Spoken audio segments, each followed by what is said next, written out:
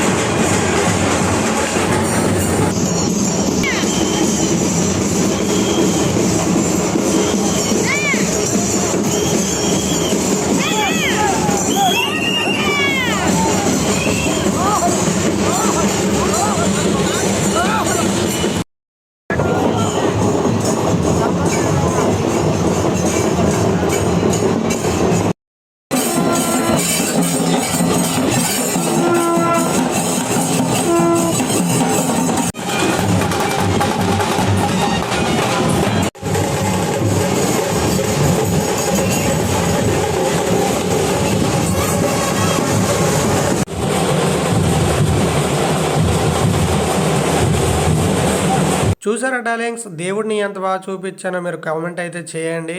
And ఎక్కడెక్కడి నుంచో లక్షల మంది భక్తులు అయితే వస్తూ ఉంటారు ఇక్కడికి. సో వీళ్ళు ఏర్పాట్లు అయితే చాలా బాగా చేశారు. అండ్ ఫొటోస్ తీసుకోవడానికి ఇలాంటి స్టాచ్యూస్ కూడా క్రియేట్ చేశారు. అక్కడ మంటలు పుడితే మంటలు ఆర్పడానికి ఫైర్ ఇంజిన్ ఉంది. ఎవరికైనా హెల్త్ బాగోలేకపోతే చూడడానికి డాక్టర్ ఫెసిలిటీస్ పెట్టారు. నిజంగా చాలా బాగుంది. బయట అయితే ఒక జాతర లాగా పండగలాగా భలే ఉందబ్బా. ఇక్కడ చూడండి, చిన్న పిల్లలు సర్కస్ చేస్తున్నారు వాళ్ళ బతుకు తెరువు కోసం. మీకు ఏమైనా దానం చేయాలనిపిస్తే వాళ్ళకి ఇవ్వండి.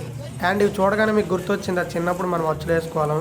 అండ్ అక్కడ వెరీ స్పెషల్ ఏంటంటే ఈ ఒక ఆర్చ్ క్రియేట్ చేశారు. ఈ లోపలికి అయితే వెళ్ళామంటే చాలా అంటే చాలా బాగుంది. ఎలాగంటే సిట్టింగ్కి ప్లేస్ అయితే పెట్టారు. ఈ ఫ్లవర్స్ ఎంత బాగుంది, ఆ స్టేజ్ అంత బాగుంది. లోపల మేడం అయితే భలే వాయిస్తున్నారు.